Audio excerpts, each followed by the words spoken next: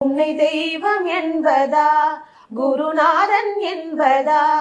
என்னை பார்த்து பார்த்து வளர்ப்பதனால் அன்னை என்பதா உன்னை கடவுள் என்பதா கருணை வடிவம் என்பதா உன்னை கடவுள் என்பதா கருணை வடிவம் என்பதா ஐயா ஞான தானம் தந்த உன்னை தந்தை உன்னை தெய்வம் என்பதா குருநாதன் என்பதா என்னை பார்த்து பார்த்து வளர்வதனா